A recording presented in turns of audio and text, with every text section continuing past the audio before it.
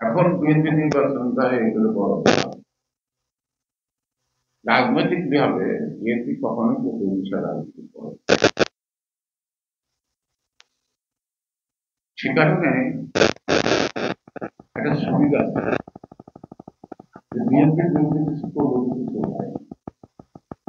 সে কারণে সবচেয়ে নিরাপদ বিএনপির বিরুদ্ধে লেখা যায়।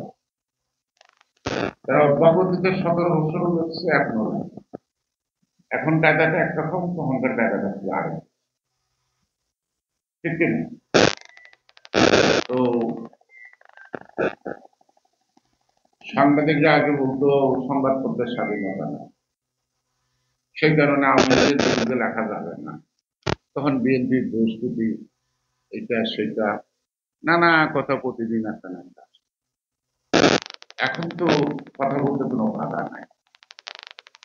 এখন যতটা না 16 বছরের কাহিনী, অত্যাচারের কাহিনী পত্রিকায় পায়, তার চেয়ে বেশি কাহিনী চাই বিএনপি। কারণ কাহিনী দেখারই অভ্যাস। সংবাদপত্রের স্বাধীনতা মানে কিন্তু সাংবাদিকদের স্বাধীনতা না। সংবাদপত্রের পাতার মালিক হল প্রকাশক মালিক। মালিক স্বাধীন হলেই কিন্তু সাংবাদিক স্বাধীন হয় না।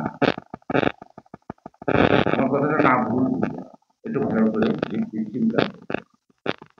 যারা সোশ্যাল মিডিয়া আছে তারা কি, তারা স্বাধীন, তাদের মতো করে।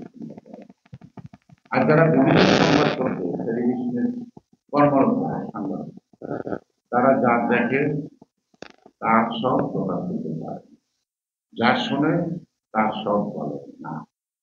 কেন? যারাই ক্ষমতায় থাকে তারাই এই মিডিয়া হাউসের সাথে সহযোগিতা করে। এই মিডিয়া হাউসের লোকগুলি সরকার থেকে সুবিধা নেয়, আর সরকারের অপকর্মগুলি চাপা দেওয়ার জন্য তারা সাংবাদিকদের উপর কি করে? নিয়ন্ত্রণ করে। অনেক মিডিয়ার পয়সার অভাব নাই, যে দেখেন সাংবাদিকদের বেতন দেয়, সাংবাদিকদের বেতন দেয় না। এগুলি কি আমার মিথ্যা কথা? সেই জন্যই আমি বলবো, আমাদের স্লোগানটা হোক সাংবাদিকের স্বাধীনতা। সংবাদপত্রের মালিক সাংবাদিক না, অন্যান্য পেশার মতো এই পেশাটা বেছে নিয়ে তারা সাংবাদিকতা। আর যতটুকু যোগ্যতা নিয়ে সাংবাদিকতা করে, অতটুকু যোগ্যতা নিয়ে অন্য প্রতিষ্ঠানের চাকরি করে তার 3 গুণ বেতন বেশি। এবং আমাদের দেশের সাংবাদিকদের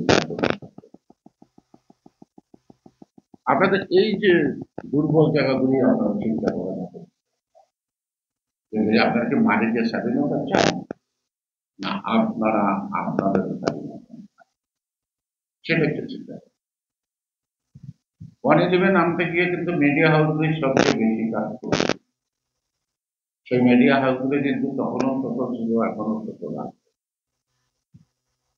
এখনো একই পন্থায় বিএনপিকে ঘায়াল করা, এই সরকারকে দীর্ঘমেয়াদী করার জন্য তারা কিন্তু অনবরত কাজ করে। তাদের চোখে দেখা যায় না, অনুভবে মিডিয়া বুঝতে পারে।